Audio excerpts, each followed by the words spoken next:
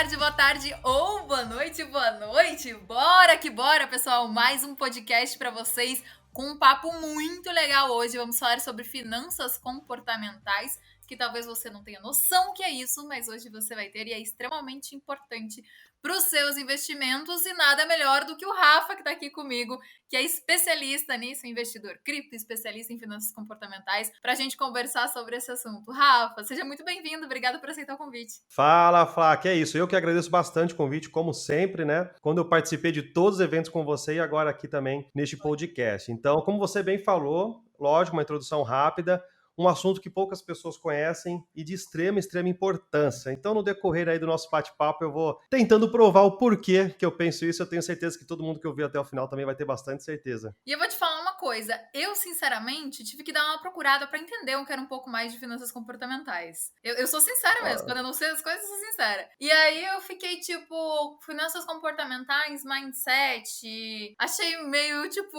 a relação um do outro. Mas assim, Rafa, o que são finanças comportamentais? Já vamos direto no assunto pra gente tirar a curiosidade da galera que não entende o que é isso. Tá, já que a gente está falando num podcast que tem a ver com o mundo cripto, eu acho que vale a pena essa introdução ficar naqueles dois termos que eu acho que muita gente que ouvir agora esse podcast vai saber, que é o quê? O tal do FOMO e do FUD, que é aquela euforia de querer entrar numa alta ou medo de permanecer numa queda, e também no indicador que todo mundo fala, e sim, tem a sua importância, que é o Fear and Greed, ou seja, o indicador que mostra o medo ou a ganância. Então, se todo mundo já ouviu falar desses termos, se todo mundo conhece, se todo mundo, de certa forma, acredita neles, de certa forma, todo mundo já sabe a importância. Lógico, esses termos, para mim, são a pontinha do iceberg sobre o assunto de finanças comportamentais, só que é muito legal, muito importante, muito bacana que todos tenham essa noção, tá bom? Então, primeiramente, o que eu quero dizer assim, ao menos que você tenha poderes sobre-humanos de adivinhar o futuro do mercado, qualquer tipo de mercado, você precisa saber sobre finanças comportamentais. Os comportamentos, eles são aflorados em todos os momentos durante os nossos investimentos, durante os caminhos, os ciclos de mercado, e eles vão ser os responsáveis pelo seu resultado. Na verdade, se você pegar de uma forma experimental 10 pessoas que sabem investir, tá? Vamos pegar pessoas que sabem investir, se você entregar o mesmo portfólio de valor, vai com as melhores criptos, etc., com uma porcentagem bem definida, com um plano bem definido, possivelmente daqui a 3, 5, 10 anos, não sei, mas muito possivelmente os resultados vão ser completamente diferentes. Porque a partir do momento que a pessoa tem a iniciativa, ela toma a atitude de investir, dali para frente é com ela. A não ser que ela tenha, logicamente, um assessor particular. E dali para frente, são diversos gatilhos que eu vou explicar mais para frente, sejam eles mais cognitivos ou sejam eles mais emocionais, que vão ditar a regra. Porque, na verdade, esses gatilhos mentais, eles vão influenciar o quê? No resultado do seu dinheiro. A gente investe porque a gente quer dinheiro. E hoje em dia o dinheiro reflete tudo que a gente quer nas nossas vidas, praticamente, né? Tirando algumas coisas mais subjetivas. Então, com certeza, o resultado positivo ou negativo no curto prazo vai afetar muito as pessoas. E se ela não souber do assunto, muito possivelmente ela vai tomar algumas atitudes erradas nos seus investimentos e trazer um malefício muito grande para o hold ou para o longo prazo, que é pelo menos aquele assunto que eu mais defendo aqui. Então, eu acho que de uma forma geral é isso, Flá. Eu acho que assim, né? Quando a gente fala de dinheiro, tá muito ligado à emoção, né? Pô, a galera deixa muito a emoção impactar aí as decisões que a gente toma em relação ao nosso dinheiro. Então a gente tem que tomar muito cuidado com isso. Isso é uma coisa que eu aprendi no mercado, né? Porque no início a emoção falava muito alto, né? Junto com o investimento. E depois de um tempo eu fui aprendendo a deixar a emoção um pouco de lado, porque se ela ficasse conversando com o que eu tava fazendo, ia dar ruim, não ia dar certo nem um pouco. Então eu acho que a gente tem que saber lidar com a emoção, né? E cada pessoa ela tem o seu estilo, né? Cada pessoa tem uma realidade, cada pessoa tem um tipo, tem um perfil de investidor. Então a gente tem que, acho que se conhecer muito, né? Saber como a gente é, quanto tempo a gente está de mercado, qual que é o nosso perfil de investidor, para a gente saber a melhor forma de investir o seu dinheiro, né? De poupar o seu dinheiro, de investir o seu dinheiro. Acho que a gente tem que tomar diversos cuidados em relação a isso, até para não cair no que você falou, né? Na ganância, né? Que você falou do índice de medo e ganância. Na ganância, que é o que a gente vê muito, muito mesmo. Até hoje eu tava assistindo televisão com a minha família e a gente viu um caso exatamente assim, né? De ganância mesmo das pessoas aí caindo em golpe e tudo mais. E daí você fala assim, meu, mas por que que aquela pessoa, ela caiu num golpe, né? Por que que aconteceu isso com ela? A maioria das pessoas, né?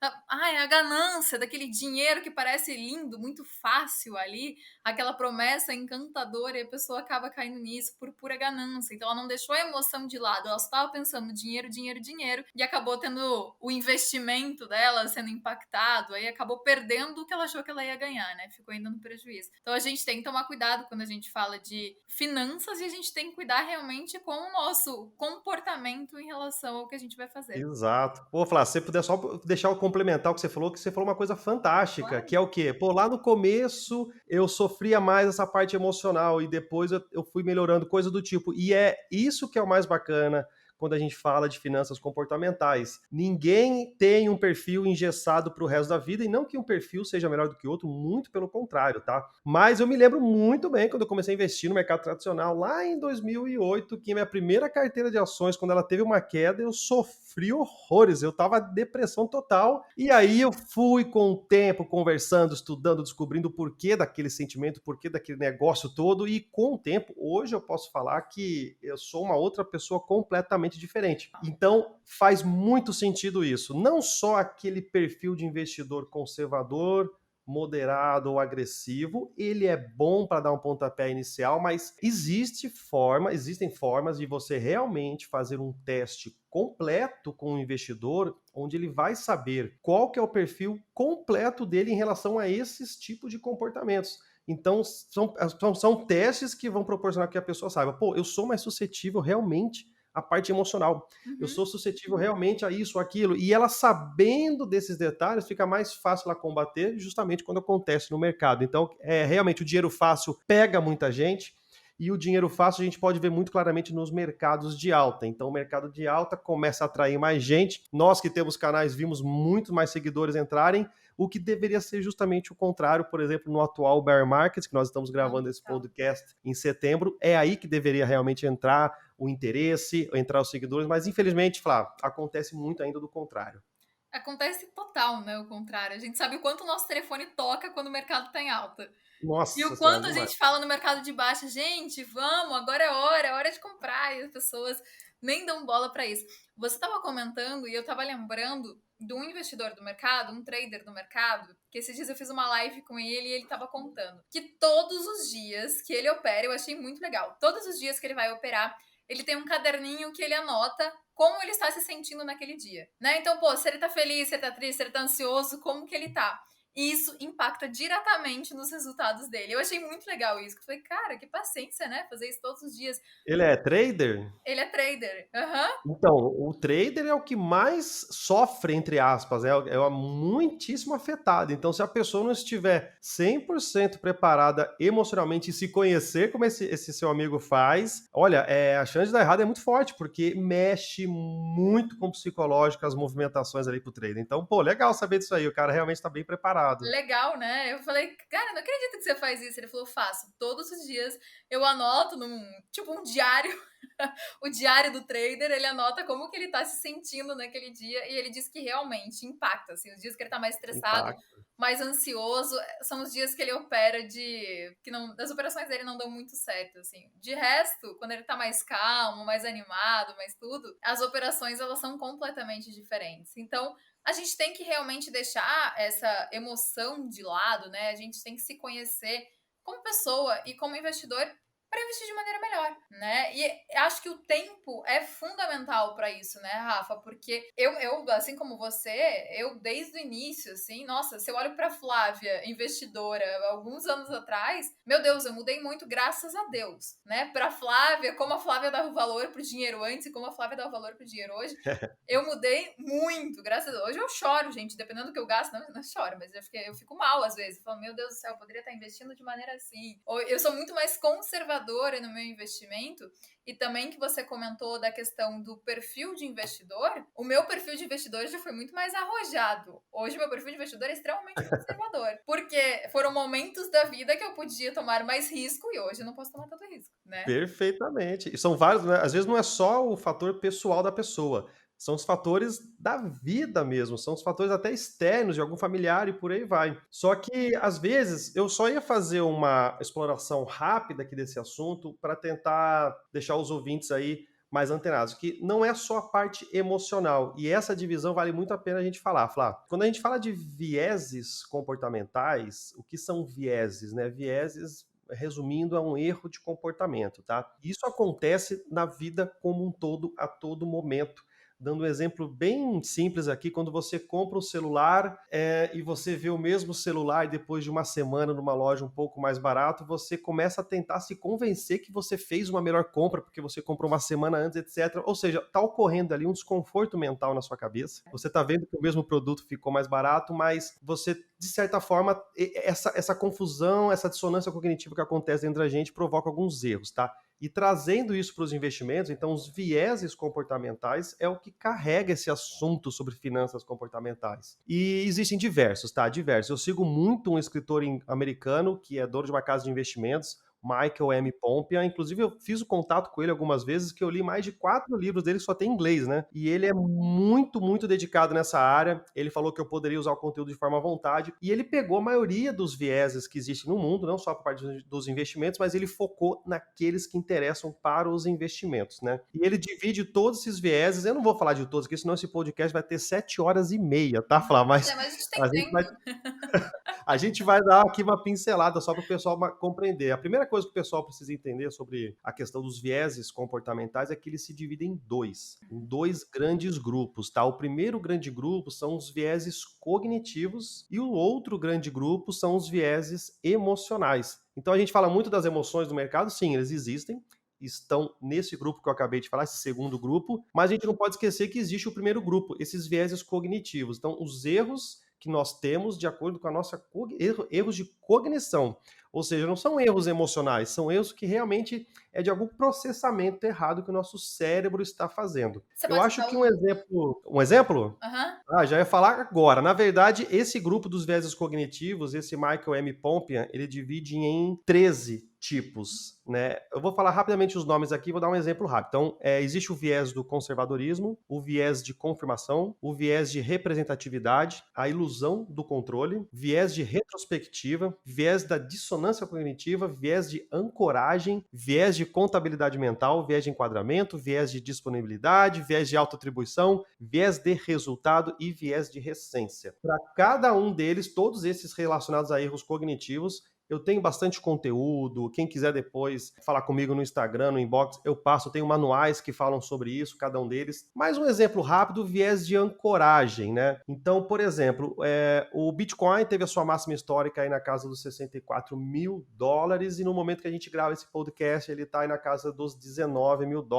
Então, de uma forma geral, para quem faz hold, e faz os seus aportes constantes, faz sentido você continuar os aportes, quem sabe até utilizando um pouco de hedge, etc, tal, mas às vezes você vê uma queda hoje de 8, 9%, ele cai de 19 para 17, e a pessoa já começa a ficar muito desesperada por conta dessa queda, dessa ancoragem de preço que ele está tendo em cima dos $19 mil, e ele acaba esquecendo que ele está numa região ainda muito distante da máxima histórica. Então, esse é um exemplo de um erro que a pessoa pode ter, não por parte emocional, mas por uma análise de dados, um erro de processamento de informação. Ele está olhando o gráfico, só que ele está reparando no ontem, no antes de ontem, não está reparando no macro, não está reparando aonde que o Bitcoin pode chegar. Então, é apenas um exemplo. Então, desses 13 vieses que eu falei, depois, se quiser, a gente pode bater mais um papo, todos eles têm a ver com erros de processamento de algum tipo de informação ou de alguma crença que a pessoa tem. Às vezes, isso acontece muito com investidores daquelas shitcoins que a gente brinca um pouco no mundo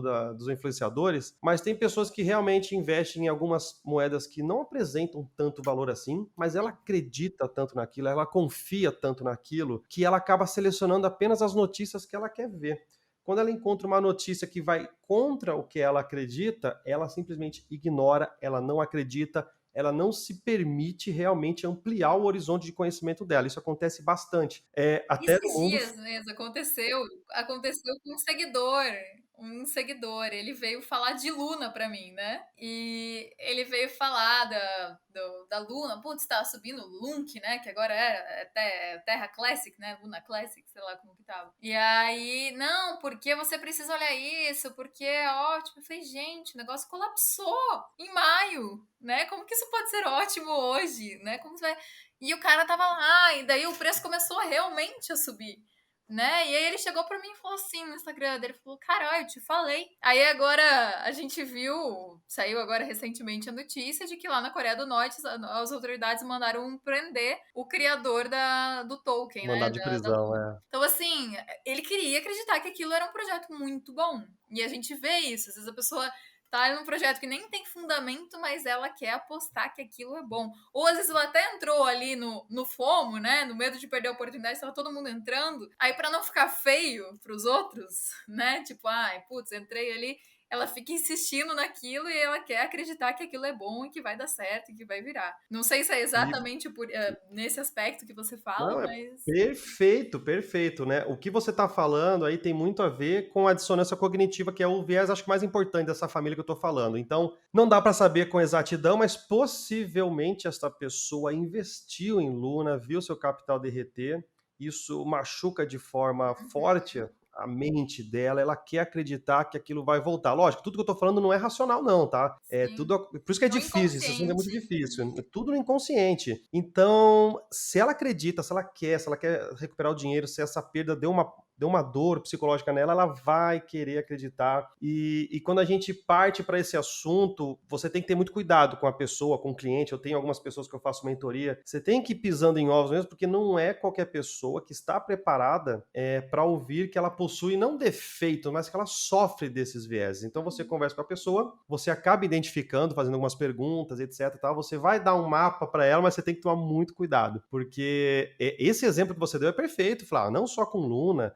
Se você falar, às vezes, de Shiba, de Dogecoin, você mistura com o viés da retrospectiva, ou seja, realmente lá no passado, quem comprou bastante, quem comprou $2.000 de Shiba e pegou o boom, ficou milionário, pronto, a pessoa gravou aquela informação e para ela, investir em cripto significa isso hoje, somente isso, né? Tudo bem, a pessoa que tem lá seus 100, 200 mil reais, quiser comprar 2, 3 mil reais num negocinho para uma Mas tá. pimentinha ali para tentar, especulação, tudo bem, mas tem gente não, tem gente que vê esse cenário que aconteceu com o Doge, com o Shiba, e ela vai entrar com tudo esperando que tenha um boom e que ela resolva os problemas financeiros dela. Esse é o viés da retrospectiva que está nesse bololô todo que eu estou falando. Então, cada um deles, mesclado ou não, vai fazer esse complemento, essa junção de como que a pessoa se comporta no lado cognitivo. Então, por isso que eu encorajo a todos que estejam ouvindo aí que conheçam um pouco mais desse assunto, porque a partir do momento que ela lê sobre um viés e que bate com o perfil dela, ela vai parar e vai falar, caramba, gente, eu cometi esse erro semana passada, mês passado, eu nem fazia ideia. Eu posso ter certeza, eu sofro ainda de diversos vieses, e que na hora que eu vou atacar aqui o botãozinho para comprar, para vender, para investir, para fazer meu hold, eu paro, reflito, porque, cara, acho que eu tô sofrendo desse negócio aqui, daquele outro que eu já sei, né? Mas com É que é certeza difícil muitas dar o pessoas braço a sofrem. torcer, né? Você tava falando isso, sabe o que eu tava pensando? Eu tava pensando em relacionamento mesmo, né? Em namoro, por exemplo. Porque às vezes a pessoa ela tá num namoro ali que é uma droga, que não tem futuro nenhum, que, putz, você sabe que a pessoa do outro lado não vale nada, não presta nada. E lá e você fica acreditando, não, mas vai mudar, agora vai ser diferente. E você fica postando naquilo porque você quer acreditar naquilo, né? Você quer que aquilo seja né? Traga a expectativa que você tem em relação àquilo, mas aquilo não vai mudar, né? Mas você fica ali em cima, até o momento que você fala assim, cara, realmente não dá mais. Ou o negócio mostra que não dá mais pra você, ou a outra parte fala assim, nossa, não quero mais você. Então, assim, óbvio, a gente tá falando de investimento, mas eu pensei em relacionamento que eu falei, cara, quanta gente, né, fica insistindo às vezes num relacionamento que não tem futuro nenhum, que o outro lado é um lixo, né? Fala, é um lixo mesmo. Tem gente que não presta. Nossa, Flá, se você, qualquer hora eu te passo os manuais desses viés que eu tô te falando, eles são curtinhos, é um resuminho, tá? Eu fiz curto de propósito porque senão fica um negócio muito maçante. Você dá umas lidas de vez em quando para você ver como a gente começa a ler e fala, meu Deus do céu, olha só, isso acontece no relacionamento, isso acontece nos investimentos, no cripto, acontece com o exemplo que eu dei quando as pessoas compram coisas, Sim. bens e produtos, quando decidem viagem. É impressionante, assim. E o legal é você entender que é natural do ser humano, não adianta você tacar pedra, né? Não adianta você você culpar. O que eu acho é que a gente tem que levar o conhecimento, como eu gosto desse assunto, eu tento levar esse conhecimento, e realmente as pessoas que pararam, foram humildes e falaram, pô, deixa eu conhecer um pouco mais de mim mesmo, é que ninguém quer ouvir crítica, né? Não é Mas legal, deixa eu né? ouvir um pouco mais de mim mesmo. Todas elas hoje gostaram muito dos resultados. Então elas começaram a falar: caramba, Rafael, eu sofria desse viés, não percebia, vendi errado, comprei errado, escolhi a cripto errado. E você acompanhar essa evolução é uma delícia, Flá, uma delícia. É legal, e tá tudo bem, assim, né? A gente fazer as escolhas erradas. Assim, quem nunca comprou uma cripto ali, fez uma escolha errada, seja no investimento, seja na vida, quem nunca, né? O negócio é você realmente abrir a mente e falar, pô, né, eu errei aqui, eu vou tentar fazer de maneira diferente, eu vou me abrir pra melhorar isso, né? Porque se você fica com aquele pensamentinho, você nunca vai crescer, né? Então você nunca vai mudar, você nunca vai crescer. Então, aceita que você errou, aceita que você investiu numa cripto ruim, mesmo. Eu já investi em cripto que era lixo. Investi, não era meme coin, mas era tão ruim quanto. Já investi, o negócio eu vi cair, eu falei, cara, que besteira que eu fiz, meu Deus do céu. Mas não fiquei insistindo naquilo, assim. No começo eu até falei, cara, acho que vai. Aí depois eu comecei a ler mais, eu falei, não vai não, não vai não. E tá tudo bem. E assim, a gente está dando esses exemplos muito claros, né, de Luna, de shitcoin, etc., o que é muito bom. Mas eu fiz questão de dar o exemplo lá no começo de dar 5, 10 portfólios de valor para 5 ou 10 investidores que sabem investir, porque esse assunto é tão importante que envolve até quem já investe, quem é profissional, quem ainda quem já está fora desses exemplos mais comuns que a gente deu. O famoso indicador Fear and Greed, como eu comentei no começo, é mais uma análise do investidor olhando o mercado, né? Como a gente sabe, é muito mais fácil apontar o dedo do que falar de si mesmo. Então, quando a gente fala o Fear and Greed, todo mundo fala, nossa, tá em pânico geral, tá na hora de comprar, etc. Tá no greed, o pessoal tá na euforia. Tudo bem, entender também a emoção do mercado faz parte dos investimentos, faz parte do holding e também faz total sentido tentar ir contra essa maré. Mas o ideal é isso, é a pessoa também que falar, calma, deixa eu olhar o meu fear and greed aqui, olhar os meus vieses, tentar melhorar isso. Até porque eu falei desses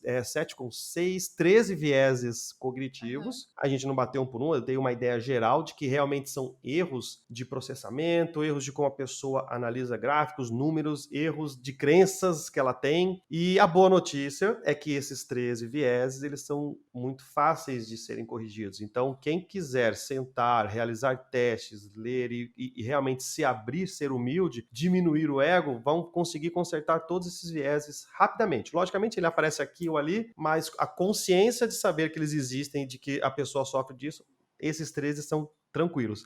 Mas falta uma segunda família dos vieses, que são, aí sim, o que todo mundo está mais familiarizado, que são os vieses emocionais. Os vieses emocionais, eles são 7 só, tá?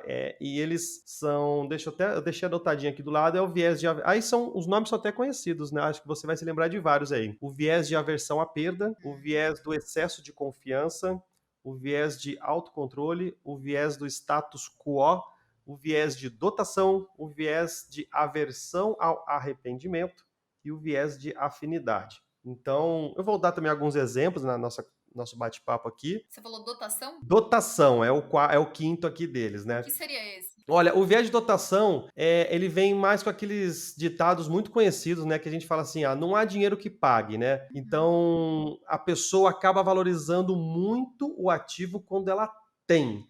Tem um teste muito, muito legal que o Daniel Kahneman fez em relação a esse assunto. Ele pegou alguns estudantes de economia, eu vou ficar devendo o nome da faculdade aqui que ele fez esse teste. E, assim, os detalhes do teste as pessoas vão poder procurar melhor na internet. Mas praticamente metade da turma recebeu uma caneca e a outra metade não recebeu essa caneca. A partir do momento que você perguntava para as pessoas que possuem a caneca por quanto elas iriam vender e por quanto as que não possuíam a caneca queriam pagar, por incrível que pareça, a média de quem possuía a caneca foi muito acima da média das pessoas que não possuíam a caneca. Então, Daniel Kahneman, que é o mestre desse assunto de finanças comportamentais, dentre esse e diversos e milhares de outros testes, ele conseguiu comprovar que a partir do momento que a pessoa tem um bem, ela tende a valorizar muito acima do que ela talvez realmente valha. Então, você percebe isso também no Mercado Livre, o LX, né? A pessoa tem uma mesa velha lá que não vale nem R$100, mas ela pagou R$1.000, sei lá, há 5 anos atrás, ela quer vender por R$950, né? Prazer, Flávia. Vale o quanto eu acho que vale. vale, é isso. É exatamente, mas é bem isso mesmo. E aí, quando você acaba comprando uma cripto ruim, então, olha, não precisa nem ser ruim, não, tá? Mas isso acontece mais com uma cripto que perde valor. Acho que a Luna é mais um bom É um exemplo. bom Então, exemplo. talvez num passado aí, ela apresentava realmente algum valor interessante nos tokenomics. A gente está vivendo uma adoção cripto, é muito difícil a gente saber os Uhum. detalhes de todos os tokenomics, mas a pessoa pagou seus $10 na sua Terra Luna. Ela caiu para 9, para 8, para 7, para 6, para 5 e ela começou a perder valor, começou a surgir red flags. Ela às vezes não vende, não há Cristo que faça ela vender, porque na cabeça dela falou: não, eu paguei 10, eu quero 10. Então, esse é um dos efeitos do viés de dotação e é puramente emocional. É Não tem verdade. nada que esteja fazendo ela ter essa decisão por informações. É porque ela pagou aquilo, ela acha que vale aquilo ou até mais do que aquilo. E Por aí mais as que aquilo pessoas não tenha acabam mais segurando. valor e que ela possa, na verdade, vender por 8 e daí fazer 11, quem sabe, em outro ativo, ela não quer, porque ela Perfeito. tá ali insistindo naquilo. Perfeito. Quando eu falo do hold, eu falo muito do mercado tradicional e agora do mercado cripto, que é o que interessa para Uhum. esse podcast. Hold é em valor, né? Então você estuda, você pesquisa, você segue bons influenciadores para você descobrir o que tem valor, né? O seu dinheiro tem que estar diversificado em valor. Então, dentro de cripto, você pesquisa o valor, define as suas porcentagens, faz os seus aportes, etc. Tal, cuida das finanças comportamentais, mas a partir do momento que um ativo começa a perder valor, você falou algo maravilhoso que quase ninguém consegue fazer e eu já errei com isso há pouco tempo atrás, porque eu fiquei puto, né? Que é isso, Flávio, você pagou 10, ele caiu a 7. Eu tô dando um exemplo aqui, 10 a 7, mas é normal cair de 10 a 7. Vai de 10, caiu a 2, caiu a 3, e você fica um pouco apreensivo, você começa a ler mais, você começa a estudar mais, aí você fala, pô, acho que esse token perdeu valor. E o mais correto que você tem que fazer, a partir do momento que você decide que o token perdeu valor, é vender e tentar aportar esse dinheiro em algo que tem valor. Se você faz um bom estudo antes, e vamos dizer que seu portfólio tenham 10 tokens, 10 criptomoedas de valor, que você estudou bastante, fatalmente vai acontecer, falar de uma, duas ou três perder. É impossível a gente acertar também todas as criptomoedas que vão vencer no longo prazo. O que eu posso garantir da minha experiência no mercado tradicional é que, com certeza, os tokens vencedores, eles vão carregar e vão carregar muito bem o seu patrimônio. Um, dois ou três, nesse exemplo que eu estou dando, eles vão perder valor. Então você tem que tomar atitude, você tem que acompanhar, você tem que deixar os vieses de lado para mudar. Investir em outro token que possui valor e, como você bem falou, transformar isso novamente, nesse meu exemplo, em 5, 7, 10 e quem sabe até mais. É muito difícil. É muito fácil na teoria. Na É. prática, é muito difícil, Porque Flávio. assim, né, a gente tá falando, a gente já tem um tempo de mercado, você tem mais tempo do que eu no mercado financeiro, mas mesmo assim a gente já cometeu esses erros, né? Então, assim, é um erro que é muito comum as pessoas cometerem, muito, porque a gente comete isso que você falou, aí, pô, perde o valor ali, começa a cair, e você vira um torcedor, né? Você não vira mais um investidor, você vira um torcedor. Ai, vai subir. Não, mas eu tenho certeza que vai subir. E vai. E daí não sobe, não sobe, não sobe. Não, mas na próxima alta vai subir. Então, assim, aí você passa a ser um torcedor e não um investidor. Então, acho que a gente tem que tomar muito cuidado com isso e é um trabalho mesmo. Por isso que o tempo de mercado, eu escutei lá atrás, quando eu entrei no mercado, assim, que um cara falou pra mim: Ó, quantos anos ele falou? Acho que precisa de 3, 4 anos para você falar realmente que você tá no mercado, né? Porque antes disso você conhece muito pouco, você sabe muito pouco. E eu olhei pra ele e falei: tá bom. Tipo, eu já sei de tudo aqui. Coitada, eu sabia de nada lá. Eu fui lá e tomei na cara algumas vezes. Porque é isso que acontece, assim. Apesar de eu não Nossa. arriscar muito em várias criptos, eu sempre buscar ser um pouco conservadora nas criptos que eu invisto, já aconteceu. E isso que eu falei, né? Pô, a cripto cair lá pra caramba e eu virar torcedora e depois, putz, lascou. Mas fui aprendendo também essa questão de, pô, caiu ali, não vale a pena, não é um projeto que, putz, tem potencial de subir de novo. Né? Você não está falando de Bitcoin, por exemplo, né? Que a gente realmente vê um potencial de crescimento, por mais que você comprou ali nos 60 e poucos mil dólares, caiu, tá 19 agora, mas tem um potencial de crescimento, né? Fundamental. Se a gente olhar para o fundamento, a gente vê um potencial de crescimento. Mas agora uma outra criptomoeda que você comprou, Luna, que você comprou aí, cara, não tem. Então assume que você perdeu. Às vezes vale a pena, né? Pô, assumi que perdi. Tira, bota em outra cripto e vai recuperando um pouco. Talvez não recupere tudo, mas também vai investindo de maneira consciente, né? Consciente é super importante. Aí a gente precisa ter cuidado com os nossos investimentos. E isso é muito legal, Rafa. Essa questão de finanças comportamentais, eu não tinha estudado, né? Eu olhava para mindset, então eu sempre busquei realmente controlar a emoção, apesar de no começo ser muito difícil a gente controlar a emoção, a gente ia aprendendo com o tempo. Mas assim, esses vieses que você falou, assim, eu acho que é vieses que fala, né? Que você Isso. falou, são extremamente importantes. E isso é um. Nossa, todo mundo tem alguma coisinha disso.